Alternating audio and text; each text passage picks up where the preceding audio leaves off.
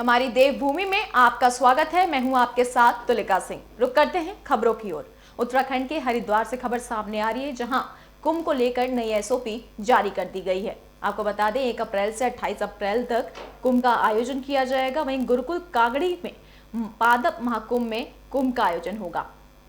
आगामी कुंभ में सरकार की नई एसओपी जारी कर दी गई है और जिसमें कुंभ 1 अप्रैल से 28 अप्रैल तक होगा। वहीं गुरुकुल कांगड़ी द्वारा लगातार विश्व औषधीय पादप महाकुंभ का आयोजन वर्चुअल रूप से किया जा रहा है, जिसमें भेषज विभाग के अध्यक्ष और पादप वैज्ञानिक प्रोफेसर सत्येंद्र कुमार राजपूत ने बताया कि 14 जनवरी से हमने कुंभ कार्य शुरू कर दिए हैं। वहीं आपको बता दें कि कुंभ में पादप पौधों को प्रदर्शित किया जा रहा है, जिसके चलते ऑनलाइन ही गुरुकुल कांगड़ी फार्मेसी के स्टूडियो से देश विदेश में लोगों को जानकारी दे रहे हैं। साथ ही गुरुकुल द्वारा एक भव्य स्वास्थ्य शिविर लगाने वाले कार्यक्रम किया जाएगा, जिसमें बहुत सारे मेडिसिन प्लांट द्वारा लगाए जाएंगे जो कि गंभीर बीमारियों में काम आएंगे। इसके साथ ही इन प्लांटों को भी स्टेबलाइज किया जा रहा है, यानी कि जहां पर यह पेड़ पहले हुआ करते थे वहीं पुनः इसके आसपास इन पौधों को लगाया जा रहा है। हम इस कुंभ में एक वर्ल्ड रिकॉर्ड बनाने वाले हैं, जिसमें असंख्य मेडिसिन प्लांट होंगे। हमारे इस प्रयास से एक भव्य पादप महाकुंभ आयोजित होने जा रहा है। महाकुंभ 14 जनवरी 2021 से हमने शुरू किया और हमारी कोशिश ये रही है कि हम जितने से ज़्यादा लोग जो चाहे वो कुंभ प्रेमी हो, चाहे वो साइंस प्रेमी हो, चाहे जिस तरह के भी लोग हों, वर्चुअल प्लेटफॉर्म में हमने पहले उनको जोड़ा है। और सिंस सभी गाइडलाइंस आगे 1 महीने तक सीमित किया है कुंभ, उसको ध्यान में रखते हुए हमने जब से कुंभ शुरू होना चाहिए था जनवरी 14 से, हमने तब से शुरू किया और हमने डेली डिफरेंट एक्टिविटीज़ के माध्यम से लोगों को मेडिसिनल प्लांट्स, जड़ी बूटियाँ जो उत्तराखंड की या विदेश या देश की जो भी हैं उनके बारे में अवगत कराया, उनकी रिसर्च के बारे में अवगत कराया। खबर उत्तराखंड के हरिद्वार से सामने आ रही है, जहां पर गुलदार ने एक युवक पर भीड़ पर हमला किया। अधेड़ ने गुलदार से कड़ा मुकाबला किया और अपनी जान बचाई। सिडकुल थाना क्षेत्र के महादेवपुरम के पीछे एक व्यक्ति शिवदयाल रात्रि करीब 9 बजे अपने घर तेलीवाला की ओर जा रहा था। हाथ लगाए बैठे गुलदार ने उस पर हमला कर दिया। डट कर मुकाबला किया। इस दौरान गुलदार काट दिया और शिवदास ने गुलदार पर अपनी लाठी से लगातार हमला पूरी तरह से घायल हो गया है, जिन्हें निजी अस्पताल में भर्ती कराया गया है। घटना के बाद लोगों से अपील करते हुए कहा कि जब तक गुलदार को हम पकड़ न लें तब तक अपने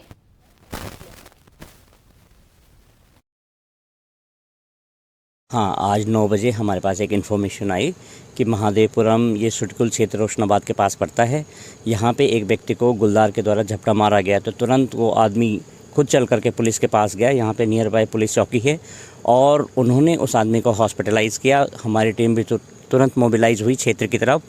तो जब यहाँ पे आए तो हमें यही पता चला कि एक आदमी आ रहा था और उसके द्वारा ये बताया कि गुलदार के द्वारा उसको झपटा मार दिया गया। तो वो आदमी अभी हॉस्पिटलाइज है, मेट्रो में स्टेबल है। और हमारे द्वारा पूरे क्षेत्र में जहाँ पे ये इंसिडेंट हुआ है अपनी टीमें मोबिलाइज़ की हुई हैं और पूरे क्षेत्र में हमारे द्वारा गश्त की जा रही है, क्योंकि ये क्षेत्र जैसे आपने देखा होगा मेरी दाईं तरफ राजा जी नेशनल पार्क है और इससे लगी हुई रोड निकलती है।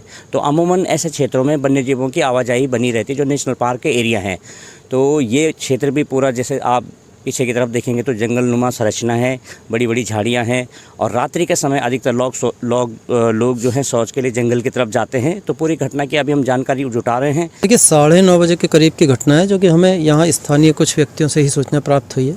तो ये एक व्यक्ति थे जो कि शायद यहाँ कहीं पर आ रहे थे। खेत है, यहाँ बहुत बड़े बड़े खेत हैं और एक नाला भी है बहुत बड़ा। तो इस तरह का बहुत बड़ा सुनसान इलाका है ये महादेवपुरम कॉलोनी के पीछे, और यहाँ से जंगल भी बहुत दूर नहीं है। तो इस तरह की एक संभावना बनती है कि यहाँ पे लेपर्ड जंगल से आया हो और ये किसी कारणवश उससे जैसे सामने सामने इनका हो गया हो, कुछ इस तरह की परिस्थिति बनी हो कि इस तरह की घटना घटित हुई हो। हाँ, खबर उत्तराखंड के बेरीनाग से सामने आ रही है, जहां पर ग्रामीण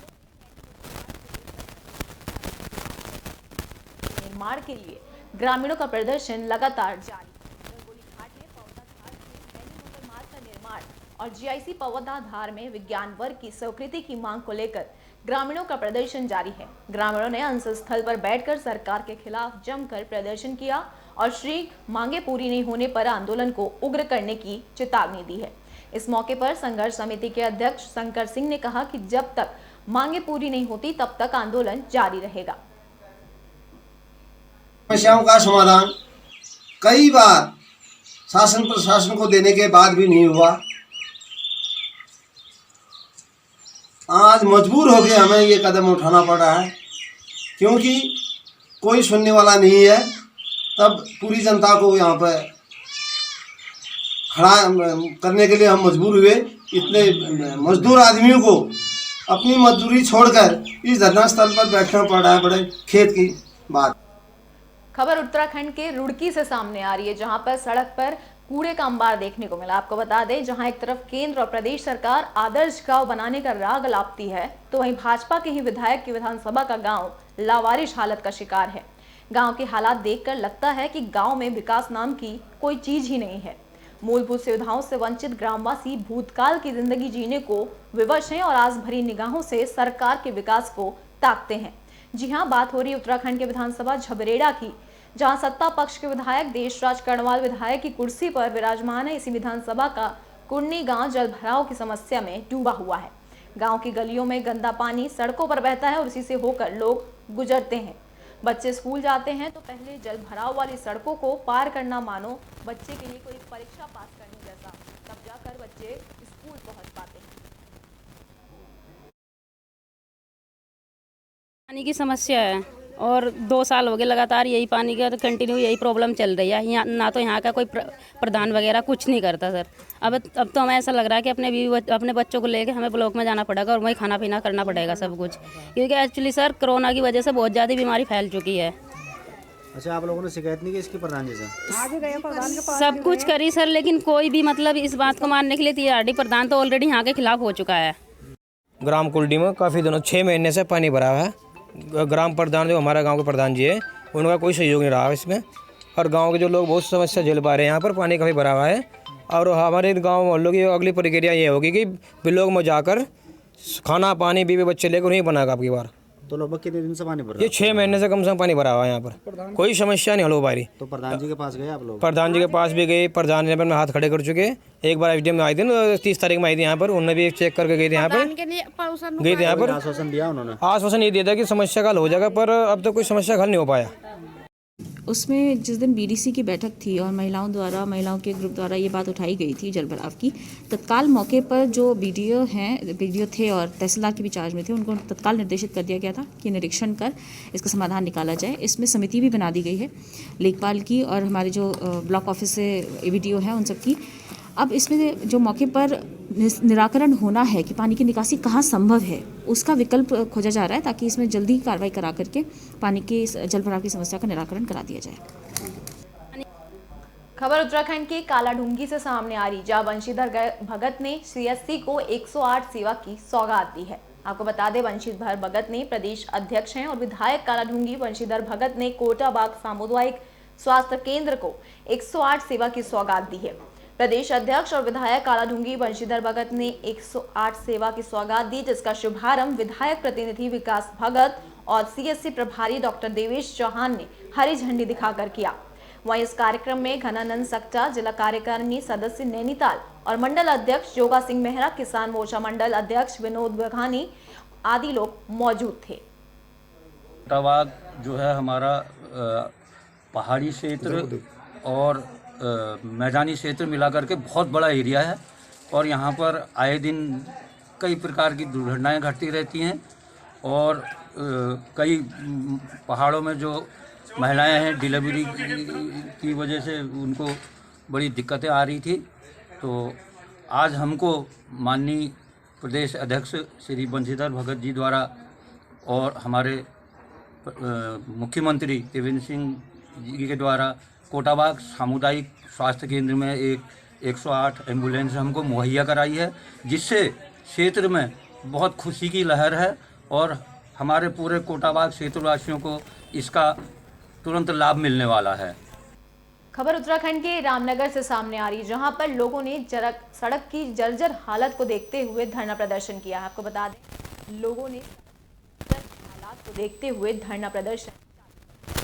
कन्या रोड रिंग रोड से काशीपुर को जोड़ने वाली 9 किलोमीटर की रिंग रोड पूरी तरह से क्षतिग्रस्त हो गई है, जिसको लेकर ग्रामीणों ने हर बार धरना प्रदर्शन किया। लेकिन आज ज्येष्ठ ब्लॉक प्रमुख संजय नेगी रामनगर में नेतृत्व में आज ग्रामीणों द्वारा किया गया। ग्रामीणों का आरोप है कि बीती दिनांक को पीडब्ल्यूडी के द्वारा कन्या रोड से काशीपुर के साथ 8 अन्य गांव खानापुर सड़क क्षतिग्रस्त हो चुकी है। जनता का आरोप है कि लगता है क्योंकि पहले भी इस मार्ग पर कई एक्सीडेंट है कि उन्मुख किया जा रहा है, जिस पर नेता और अधिकारियों का आना जाना। मामला रामनगर से ढेला गांव रिंग रोड का है, जहां पर रिंग रोड का नवीनीकरण किया जा रहा है क्योंकि इस पर टूरिस्ट और उच्च अधिकारियों का आना जाना लगा रहता है। वहीं विशेष सूत्रों से पता चला है कि तराई पश्चिमी वन प्रभाग ढेला रेंज में वन रेस्क्यू सेंटर का अतिशीघ्र लोक अर्पण मुख्यमंत्री द्वारा किया जाएगा। इसी कारण सभी सड़कों को नवीनीकरण रोककर रामनगर से ढेला रिंग रोड का नवीनीकरण किया जा रहा है।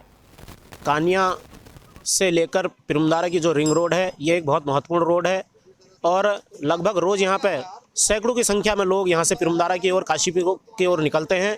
लेकिन इस रोड की हालत मैं लगभग 2 वर्षों से देख रहा हूँ। इस रोड की हालत इतनी बुरी है कि यहाँ पे कोई भी इनकी रोडियों में फिसल कर गिर जाता है। बल्कि पिछले वर्ष 2 साल पहले यहाँ पर एक व्यक्ति की रोडी के पास जो है फिसलने से मौत भी हो गई थी।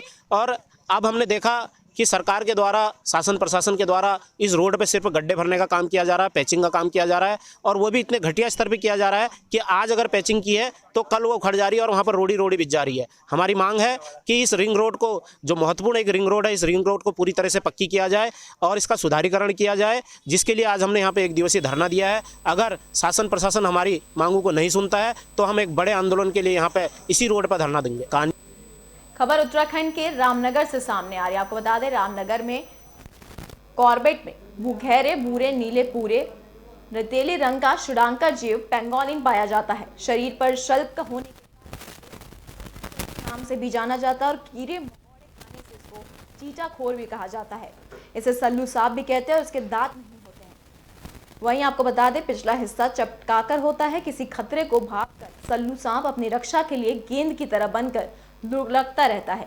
इसकी मांसपेशियां इतनी मजबूत होती हैं कि लिपटे हुए सल्लू सांप को सीधा करना पड़ता है।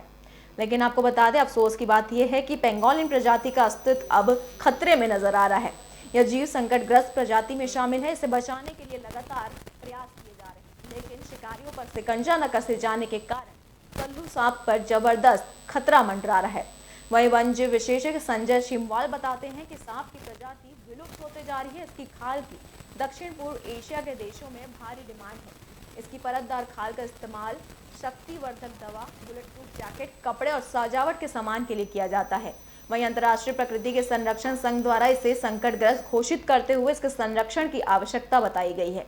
साथ ही भारतीय वन जीव अधिनियम 1972 के तहत पेंगोलिन को सुरक्षा प्रदान की गई। इसी कड़ी में विभिन्न संस्थान लोगों को यह संदेश देने का प्रयास करती रहती है कि पेंगोलिन को जैव विविधता में महत्वपूर्ण स्थान है। देखिए, जो पेंगोलिन है वो बहुत एंडेंजर्ड और रेयर स्पीसीज है और कॉर्बेट में यदा कदा देखी जाती है।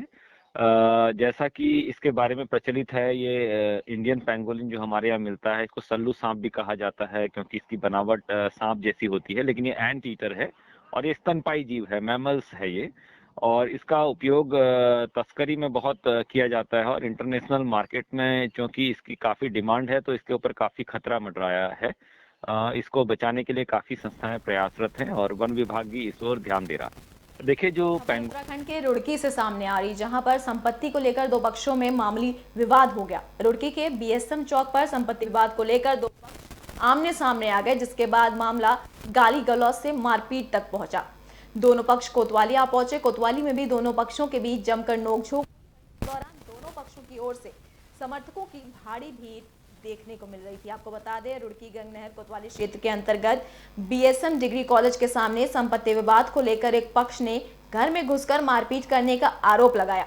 वहीं महिला द्वारा आरोप लगाया जा रहा है। पीड़ित महिला ने बताया कि उनके घर के सामने बने एक हॉस्पिटल के चिकित्सक और उनके कर्मचारियों द्वारा उनके साथ गाली गलौज और मारपीट की गई। साथ ही महिला ने डॉक्टर पर फर्जी कागजात के आधार पर मकान कब्जाने का आरोप लगाया जा रहा है।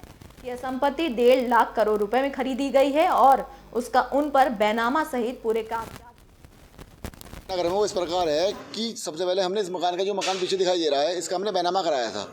जो बैनामा है शंकी और शके भाई ने इस पर साइन करे हैं बैनामा के पूरे पेपर हमारे पास हैं। उसके बाद इन्हें हमारे से भाईबंदी के नाते कोई टाइम मांगा कि भाई हम बचपन से दोस्त हैं, हमें कुछ टाइम दे दो। उसके बाद हमने कहा कि टाइम पूरा हो गया, हमने कहा भाई मकान खाली कर दो, तो हमें गुंडागर्दी के तौर पर हमें डराने धमकाने लगे और साथ में अपने घर वालों को कहने लगे इसमें इसको वो है, इसमें ये है, तुम्हारा बैनामा गलत है, ये है वो है। इसी तरह इसने बाहर की जो दुकान है वो दुकान ही रास्ता है, उसका भी इसने 2 फर्जी बैनामे कर रखे हैं। वो लोग भी इनसे काफ़ी परेशान फिर रहे हैं। हमने इस मकान पे जब कब्जा करने की कोशिश करी तो हमें डराया गया, धमकाया गया, जान से मारने की कोशिश। पुलिस की संज्ञान में ये बात आई है कुछ लोगों द्वारा मकान में घुसकर जबरन कोशिश की गई है कब्जा करने की। उसमें पुलिस ने तुरंत कार्रवाई करी है और यथास्थिति को कायम करते हुए जो भी लोग इसमें इन्वॉल्व हैं उनके खिलाफ सख्त कार्रवाई की जाएगी। अभी जो पीड़ित पक्ष है उसके द्वारा इसमें हमें जो भी लिखित शिकायत दी गई है उसी आधार पर। खबर उत्तराखंड के दिनेशपुर से सामने आ रही है, जहां पर एक बुजुर्ग को पेड़ से बांधकर पिटाई करने का वीडियो सोशल मीडिया पर वायरल हो गया है।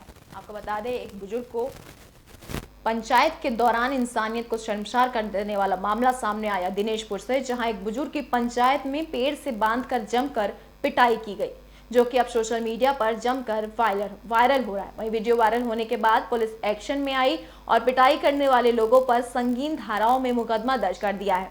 अपनी जांच शुरू कर दी है पुलिस ने। और वहीं दुराचारी आरोपी बुजुर्ग इससे पहले भी एक नाबालिग के साथ दुराचार करने के मामले में जेल जा चुकी है। आपको बता दें कि 6 दिन पूर्व दिनेशपुर के जयनगर गांव में एक 60 वर्षीय पर आरोप लगा कि बुजुर्ग ने दिमाग से विकसित एक बुजुर्ग महिला के साथ दुष्कर्म की घटना को अंजाम दिया। जैसे इस घटना की सूचना पीड़िता के परिजनों को चली तो वह एक पंचायत में बुजुर्ग को बुलाकर पेड़ से बांध दिया और जमकर पिटाई की। और पिटाई करने के बाद पीड़िता के परिजनों ने पुलिस को शिकायत की तो मौके पर पहुंची पुलिस ने आरोपी बुजुर्ग को पेड़ से खोला और दुराचार के मामले में बुजुर्ग को जेल भेज दिया। पुलिस ने उस समय उस बुजुर्ग को दुष्कर्म की धाराओं में जेल भेज दिया। अब बुजुर्ग के परिजनों ने शिकायत दर्ज कराई है। बुजुर्ग को एक पेड़ से बांधकर पिटाई की गई, वीडियो भी वायरल कर दिया गया। ये जयनगर नंबर 4 एक गांव पड़ता है हमारे यहाँ।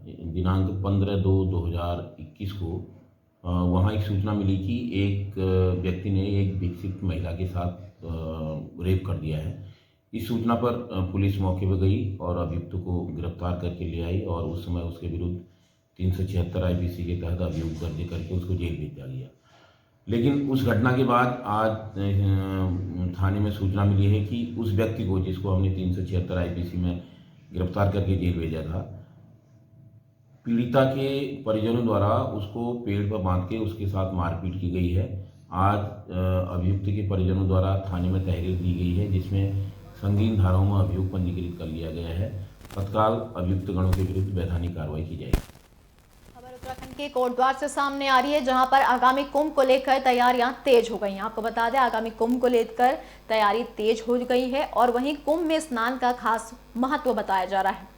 उत्तराखंड 2021 के हरिद्वार कुंभ महापर्व पर श्री सेम नागराज कृष्ण जी के आह्वान और श्री बद्रीनाथ जी के पावन ध्वज के नेतृत्व में देवभूमि के सभी देवी देवताओं की डोलियां और नेजा निशान व प्रतीक पावन देवत स्नान और भव्य शोभा यात्रा के लिए सिद्धिबली बाबा को आमंत्रित किया गया।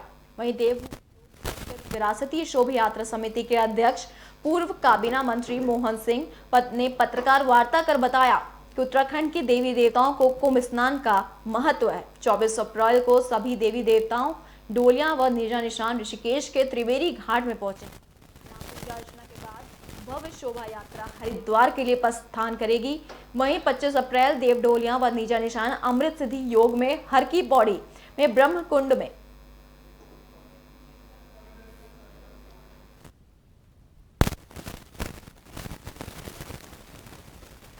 पावन स्नान करेंगे और इस दौरान हेलीकॉप्टर द्वारा विभिन्न स्थानों की देवी देवताओं की डोलियां नेजा निशानों का देवत्व स्नान ब्रह्मकुंड हरि की पैड़ी में 25 अप्रैल को निर्धारित किया गया है। 24 अप्रैल को सभी देवी देवताओं की डोलियाँ नेजा निशान त्रिवेणी घाट ऋषिकेश में सम्मिलित होंगी। वहाँ से शोभा यात्रा के साथ हरिद्वार जाएंगी और 25 तारीख प्रातःकाल सबका पावन स्नान देवता स्नान होगा। खबर उत्तराखंड के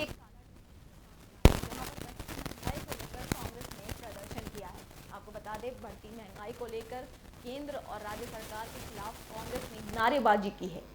कालाढूंगी विधानसभा के कोटाबाग ब्लॉक के अंतर्गत कांग्रेसी कार्यकर्ताओं ने विरोध प्रदर्शन किया। बढ़ती हुई महंगाई के चलते पूरे प्रदेश स्तर में कांग्रेसी कार्यकर्ताओं द्वारा महंगाई के खिलाफ विरोध प्रदर्शन किया गया। कांग्रेसी कार्यकर्ताओं ने कहा कि जहां एक और डबल इंजन की सरकार और प्रदेश और केंद्र में कार्य कर रही है, वहीं डबल इंजन की सरकार के चलते बढ़ती हुई महंगाई की मार से आम जनता त्रस्त हो गई है। वहीं कांग्रेस कार्यकर्ताओं ने कहा कि जहां एक और डबल इंजन की सरकार किसानों की आय दुगनी करने की बात करती है, वहीं इस तरह बढ़ती हुई महंगाई से आम जनता के साथ त्रस्त है और आम जनता इस महंगाई के चलते घर चलाने में भी सक्षम नहीं है। कांग्रेसी कार्यकर्ताओं ने कहा कि यदि समय रहते सरकार डीजल, रसोई गैस आदि सामान को सुनिश्चित दामों में न बेचे तो आगामी आने वाले समय में इसके खिलाफ और उग्र प्रदर्शन किए जाएंगे। इस महंगाई के खिलाफ हम ये कहना चाहते हैं कि जैसे इसमें इन्होंने किसानों के हित में, क्योंकि हमारा देश जो है वो कृषि प्रधान देश है। कृषि प्रधान देश होने के बावजूद भी आज देखिए किसानों की कैसी हालत है, किसानों के साथ साथ युवाओं की कैसी हालत है। पूरे देश में बेरोजगारी का आलम छिड़ चुका है, जिसमें बेरोजगारी दर इतनी ऊँची हो सकती है कि हर युवा डिग्री ले पढ़ाई करने के बावजूद इतना बेरोजगार हो चुका है कि वो कुछ भी करने को तैयार है। अगली खबर उत्तराखंड के कालाढूंगी से सामने आ रही है। आपको बता दें, उत्तराखंड के कालाढूंगी में वजुनिया हल्दू के चौकनीवाड़ क्षेत्र में पूर्व बीडीसी मेंबर मोहन राम के घर पर और पतलिया के थाना मोहन अघरिया के आवास पर मनोज पाठक, पूर्व प्रदेश प्रशिक्षण प्रमुख को क्षेत्रवासियों ने जोरदार स्वागत किया। साथ ही पूरे कोरोना काल में मोदी जी की जन कल्याणकारी योजना को धरातल पर उतारते हुए लोगों को रोशन, उज्ज्वला गैस, सौभाग्य योजना के बिजली के कनेक्शन, गरीब के खाते में 500 रुपए प्रति माह, हर घर हर नल में जल क्षेत्र के लोगों तक पहुंचाने के लिए प्रदेश की त्रिवेणी सरकार का धन्यवाद करने के लिए आभार व्यक्त किया। वहीं मनोज पाठक ने जंगली जानवरों से बचाव, राशन कार्ड बनवाए जाने व सड़कों, स्वास्थ्य संबंधी समस्याओं से निजात पाने के लिए क्षेत्रीय विधायक और सांसद अजय भट्ट के माध्यम से त्रिवेणी सरकार तक पहुंचाने का आश्वासन दिया है। वजुनिया हल्दू क्षेत्र में चौकी नवाड़ में हम सब लोग आज मातृशक्ति के साथ बैठना हुआ, परस्पर चर्चा वार्ता हुई, क्षेत्र की समस्याओं की बात यहाँ पर आई, जंगली जानवरों से बचने के लिए, और रास्ते की बात भी यहाँ पर आई, जल की बात यहाँ पर भी आई, जंगल की बात आई, और श्रेष्ठ जो सुविधाएं यहाँ पर होनी है सरकार के माध्यम से उसकी बात भी आई। और साथ ही सभी बहनों ने पूरे कोरोना काल में जिस तरह से जनधन खातों में लोगों के पैसा आया, मोदी जी को धन्यवाद भी दिया, त्रिवेणी जी को हमारे धन्यवाद भी दिया और भारतीय जनता पार्टी की जय जय भी करी। बहुत जो सुख सुविधाएं यहाँ पर हुई हैं उसके लिए आभार व्यक्त। खबर उत्तराखंड के गदरपुर से सामने आ रही है। आपको बता दें, उत्तराखंड के गदरपुर में बाईपास के लिए बजरंग दलों ने जमकर नारेबाजी की और प्रदर्शन किया। आपको बता दें, कई वर्षों से प्रस्तावित गदरपुर बाईपास का पूर्ण निर्माण न होने के कारण गदरपुर मुख्य बाजार के बीच में भारी वाहनों को गुजरने के लिए मजबूर होना पड़ता है, जिससे आए दिन लोग सड़क दुर्घटना का शिकार हो जा रहे हैं। इसी संबंध में आज अंतर्राष्ट्रीय हिंदू परिषद के प्रदेश अध्यक्ष डॉक्टर राजीव महाजन के नेतृत्व में 2 दर्जन से अधिक बजरंग दल के कार्यकर्ताओं ने गदरपुर सड़क पर उतरकर अपने हाथों में प्ले कार्ड लेकर विरोध प्रदर्शन करते हुए जल्द से जल्द प्रस्तावित गदरपुर बाईपास का पूर्ण निर्माण की मांग की। तो वहीं चेतावनी देते हुए कहा कि अगर जल्द से जल्द रुका हुआ प्रस्तावित गदरपुर बाईपास का पूर्ण निर्माण नहीं हुआ तो हम उग्र आंदोलन करने के लिए बाध्य हो जाएंगे। कई निर्दोष अपनी जान से हाथ धो चुके हैं। मेरा ये शासन प्रशासन से निवेदन है, सबका जीवन अनमोल है, इस जीवन की रक्षा हो।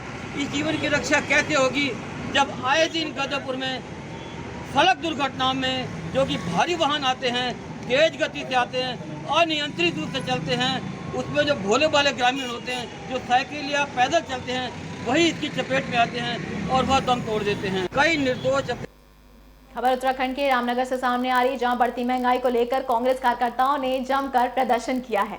आपको बता दें, राष्ट्रीय कांग्रेस के आह्वान पर रामनगर में कांग्रेस कमेटी के दर्जनों कांग्रेस कार्यकर्ताओं ने कांग्रेस के प्रदेश उपाध्यक्ष रणजीत रावत के नेतृत्व में हाथों में तख्ती और सर पर सिलेंडर रखकर प्रदर्शन किया। कार्यक्रम से पूर्व कांग्रेस के कार्यकर्ता कांग्रेस कार्यालय रानी के रोड पर एकत्रित हुए, जहां से सरकार विरोधी नारेबाजी करते हुए बाजार कई मार्गों से पदयात्रा के रूप में जुलूस निकाला है। इस मौके पर कार्यकर्ता संबोधित करते हुए रणजीत रावत ने कहा कि अंतर्राष्ट्रीय बाजार में कच्चे तेल की कीमत कम है, पर भाजपा की गलत नीति और बड़े पूंजीपतियों को फायदा पहुंचाने के लिए बाजार में तेल की कीमत लगातार बढ़ रही है। इससे महंगाई बढ़ती जा रही है और समाज का हर वर्ग दुखी है। उन्होंने कहा कि कांग्रेस सरकार में कच्चे तेल की कीमतें बहुत ज्यादा हैं, इसके बावजूद भी भारतीय बाजार में तेल की कीमतें काबू में हैं। आज चाहे तेल हो या एलपीजी, सब गरीब लोगों की पहुंच से बाहर होते जा रहा है। भाजपा के वरिष्ठ मंत्री रोजाना फिजूल बयानबाजी करते हैं। उन्होंने कहा कि अगर सरकार जल्द ही कोई नीति लेकर नहीं आती तो कीमतों में कांग्रेस का प्रदर्शन और तेज हो जाएगा। देखिए, जो महंगाई दिन ब दिन बढ़ रही है, पिछले 15 दिन से लगातार पेट्रोल और डीजल के दाम बढ़ रहे हैं और रसोई गैस में जो है 800 रुपये के दामों पर रसोई गैस पहुंच गई है। सब्सिडी ख़त्म कर दी गई है। जनता में त्राही त्राही है। इसीलिए आज पूरे देश में ये नारा लग रहा है कि हम दो हमारे दो, डीजल 90 पेट्रोल 100। और आज हमारे कार्यकर्ता थाली लेके भी उतरे हैं, क्योंकि लोगों की थाली खाली है, उनके जेब में पैसा नहीं है, रोजगार है नहीं, और जो बाजार में खाद्य पदार्थ है उनकी पहुंच से बाहर हो गए। ये आक्रोश जनता का आज सड़कों पर है। हमारी देवभूमि में फिलहाल के लिए इतना ही। देश और दुनिया की तमाम बड़ी खबरों के लिए देखते रहिए AB स्टार न्यूज़। नमस्कार।